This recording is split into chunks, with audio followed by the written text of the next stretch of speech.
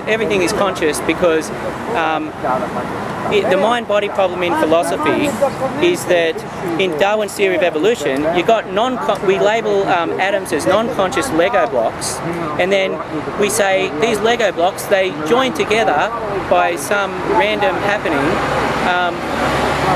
into such complexity that then there's consciousness along the way somewhere, and so you get conscious animals and you get conscious humans and all that sort of thing.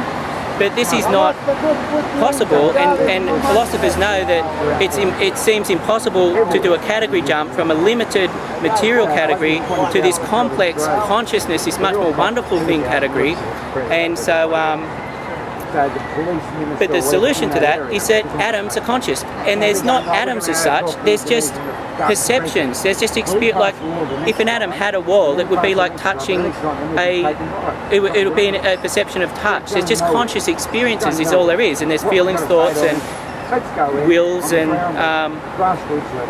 senses, and so that's all there really is in the end. Do you go like further than atoms? Do you think that quarks have consciousness and they don't even have it? They are it. They are conscious. So they're feelings. Okay. Yeah. So all the subatomic particles, right down to things we don't even understand yet. Everything is conscious. In a sense, it might be correct. I'm not sure if this completely holds logically, but it may be the case that it's sort of impossible for something to exist that's not conscious. That may be the case, because what does it mean for something to exist if it's not conscious? That can be a whole philosophical debate, I guess, because everything we've ever experienced is consciousness. Because you haven't experienced, or nobody's experienced anything that is not consciousness. That's all we've ever known, and we make this abstract conjecture that some things are non-conscious, and that is a really weird conjecture. And from that, materialism has pervaded society, and we've got materialistic, capitalistic economic systems, and Marx's system was based on materialism. He outright said that. So everything's based on materialism, except maybe a few very rare spiritual type of societies, and that comes as an outcrop to materialism, as well as our whole materialist science. All the atheists you see at the moment, people denying religion, not that religions are necessarily, they've all got different views, but I think it ends up giving answers to Eastern religions, a lot of the things they call divine paradoxes, because they can't work out the sort of problems that believing something other than all this consciousness throws up these philosophical dead ends that they can't answer. They call them divine paradoxes, but it solves a real lot of those, as well as solving the mind-body problem in philosophy, the moral problem, and everything is an ought rather than isn't an ought, and the free will problem, everything's free will. Atoms are all, they choose which, quantum particles choose which slit to go through because they have will, and they have a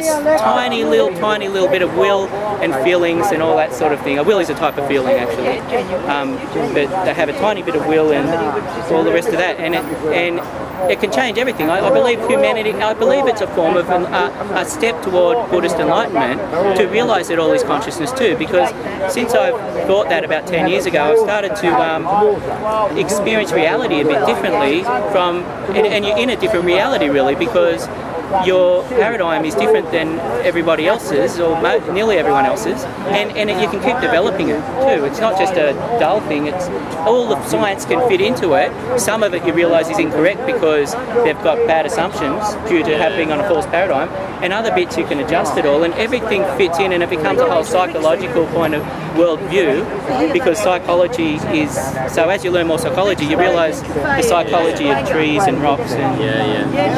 I think it is interesting what you're saying though, that some things are less conscious than others. Right. Because that... Yes, they didn't get that. Yeah. That's what I think a lot of people don't... They're like, whoa, what are you saying that rocks are conscious? A rock is just sitting there going, or something like that. It's probably, and that makes an answer, because they often think a rock's supposed to walk around if it's conscious or something. Most people just come to that conclusion, but that's sort of simplistic. Yeah, you're right. That's something that people say a really lot, but it's people have a lot of resistance to it. But I believe that is just because it's such a basic assumption. It's a basic assumption to our whole culture, and I think even Eastern cultures have at least partially had that assumption.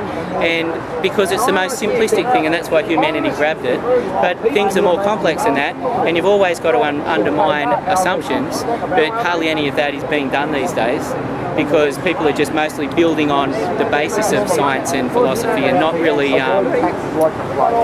trying to change the major things, because they're harder to see. They're more subtle to see, and they're harder to believe.